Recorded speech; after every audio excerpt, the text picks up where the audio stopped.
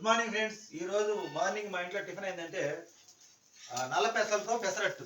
నల్ల పెసలు ఎందుకంటే అండి సలవంట. పెసరట్టు పెసరట్టు అండి ఇంట్లో చేసుకుంటే చాలా బాగుంటుంది.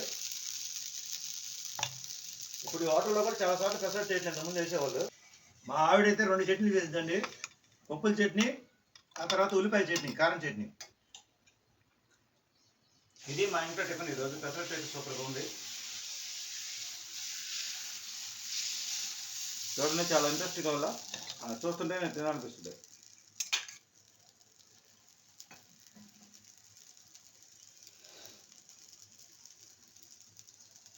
ఇంత వేడి వేడిగా ఒక పక్కన పెళ్లి మీద దోశలు పోతుంటే వేడి వేడి ప్లేట్ వేసుకుని తింటే చాలా హ్యాపీగా ఉంటుంది.